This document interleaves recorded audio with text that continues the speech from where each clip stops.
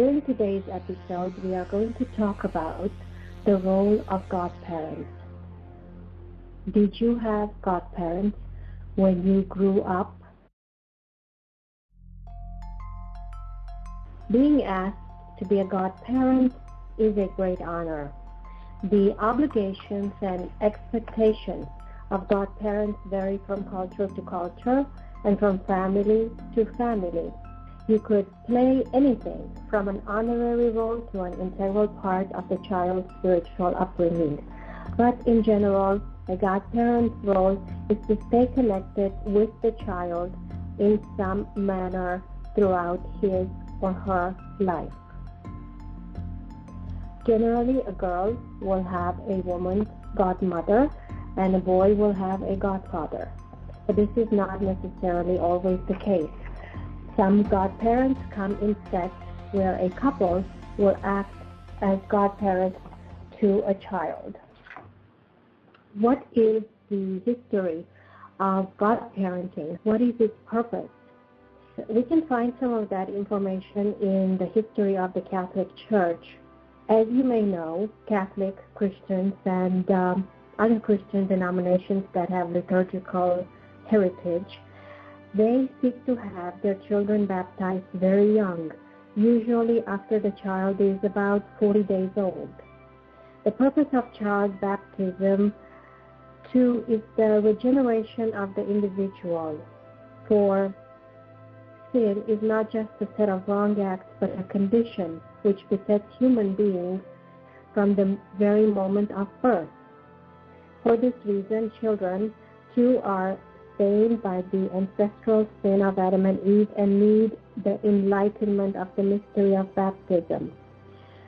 So one major advantage of infant baptism is that the church will provide a sponsor for the child who agrees to take responsibility for the child should anything happen to the parents.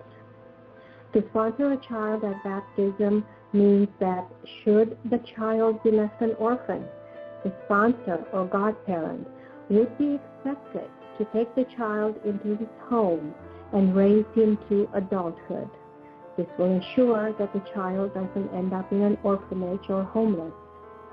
The godparent is also responsible for the child's spiritual development and is even expected to remind the child's natural parents of their responsibilities should they become lax in their instruction of the child.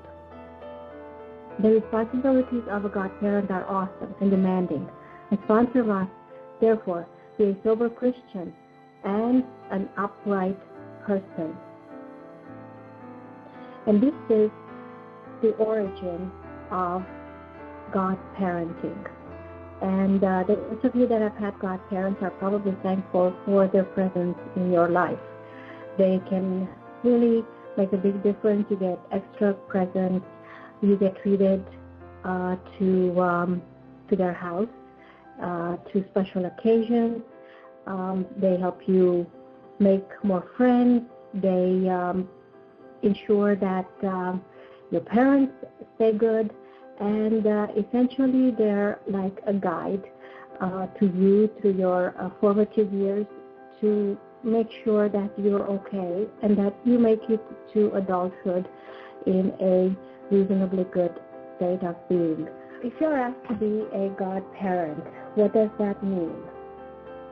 Essentially, it's a huge obligation, but it also depends on what the expectations of the family are. As a godparent, you will be at the baby's christening and perhaps take part in that ceremony. Most importantly, you serve as a mentor and take the symbolic place of his or her parents of the same gender should either of them pass away. Not that the child will necessarily come live with you. A godparent is different from a legal guardian named in the will, but it's definitely a possibility if something were to happen to one of the parents or both parents and there are no relatives, that the godparent would be asked to help raise the child. If there should be a death, you would step in and create experiences the missing parent would have wanted their son or daughter to have.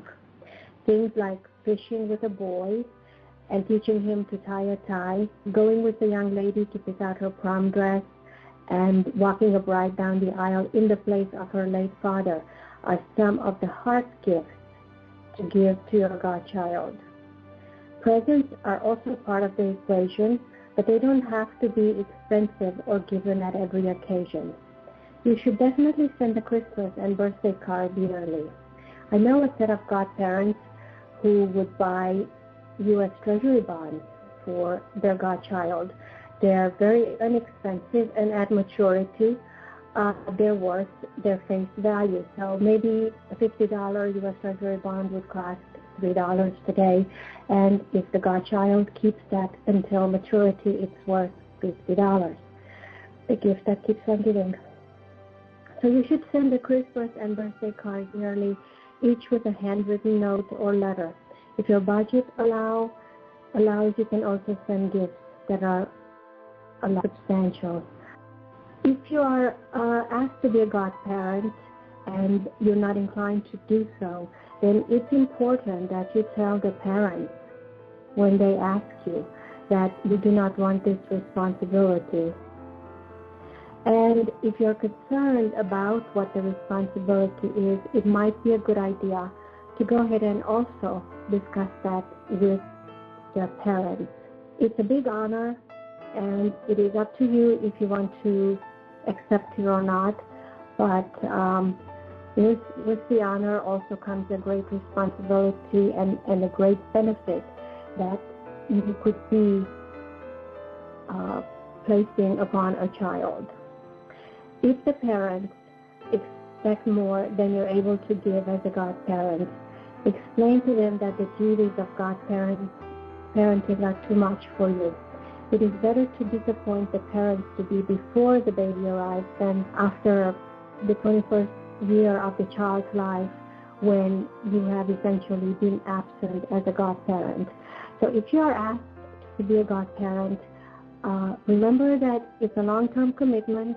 It's a lot of responsibility, but it also gives you the opportunity to influence a child's life for the next 21 years until they reach adulthood, and perhaps do some good and fill in some of the gaps that the parents are not able to do. This is Reha with another edition of Guide to Youth.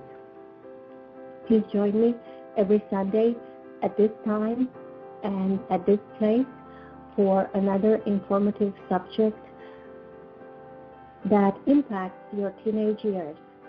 Guide to Youth is for those 13 to 21 who are looking for answers.